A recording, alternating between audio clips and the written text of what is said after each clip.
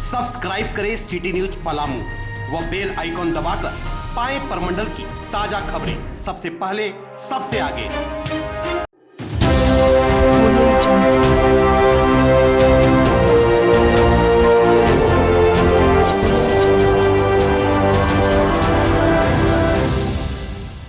पर्यावरण और प्रकृति के प्रति 54 वर्षों से देश भर के लोगों को जगाने वाले पर्यावरणविद अब पर्यावरण धर्मगुरु से विख्यात दुनिया के 3 महान हस्तियों के साथ पर्यावरणविद कौशल किशोर जायसवाल की जीवनी की होती है 11 वर्षों से पढ़ाई।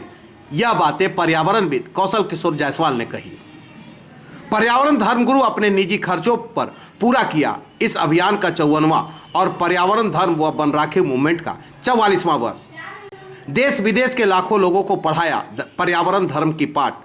विश्व के 15 देशों और भारत के 21 राज्यों के 78 जिलों में अब तक 39 लाख पौधों का किया निःशुल्क वितरण। शहरों पर 5 लाख वन वृक्षों पर रक्षाबंधन कर इस अभियान में शामिल लोगों को अंग वस्त्र देकर किया सम्मानित। इससे हजारों एकड़ उजड़े वनों को फिर से उगाने में मदद मिली। प्रत्येक वर्ष की तरह पर्यावरणविद कौशल किशोर जायसवाल जून 2021 तक देश के 15 से 17 राज्यों में लगभग 2 लाख पौधों का करेंगे निःशुल्क वितरण व रोपण। पर्यावरण और प्रकृति की रक्षा के लिए पिछले 54 वर्षों से दुनिया भर के लोगों को जागरूक करने की बातें कह रहे हैं पर्यावरणविद कौशल किशोर जायसवाल ने। पर्यावरण धर्मगुरु व पर्यावरणविद कौशल किशोर जायसवाल की जीवनी की पढ़ाई विश्व के 3 महान सपूत सेवकों की जीवनी के साथ पिछले 11 वर्षों से हो रही है। बिल गेट्स, संत मदर टेरेसा और महात्मा गांधी जैसे महान सपूतों के साथ कौशल किशोर की जीवनी की पढ़ाई की जाती है। इस अवधि में उनके उत्कृष्ट कार्यों के लिए उन्हें कई सम्मान और पुरस्कार से नवाजा गया है। इनके कार्यों से प्रभावित होकर यूपी सरकार के मंत्री अनुपमा जायसवाल ने उन्हें सम्मानित किया।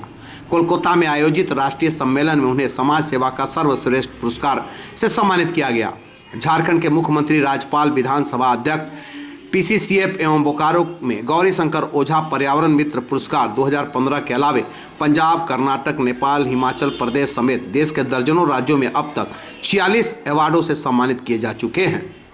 पर्यावरणविद कौशल किशोर जायसवाल ने बड़े कम उम्र से ही पौधारोपण का कार्य शुभारंभ 1967 में अपनी जन्मभूमि झारखंड राज्य के पलामू जिले के छतरपुर प्रखंड के डाली बाजार गाँव से किया था।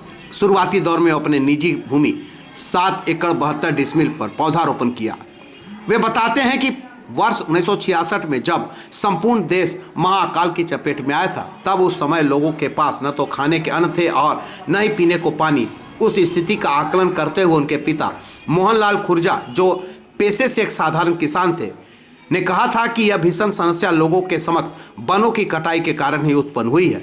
तब श्री जायसवाल ने अपने पिता की बातों से प्रभावित होकर दृढ़ संकल्प और मजबूत इच्छा शक्ति के साथ जंगल बचाओ जंगल लगाओ अभियान की शुरुआत की ताकि दोबारा यहाँ के लोगों को यह दुर्दिन देखने को नहीं मिले। जब उन्होंने पौधा लगाने की शुरुआत की तब किसान अपनी भूमि में पौधा लगाने से डरते थे। उन्हें भय था कि उनकी निजी जमीन पर लगे जंगल कहीं सरकार न ले ले। फिर भी कौशल ने अपने इस अभियान को बंद नहीं होने दिया।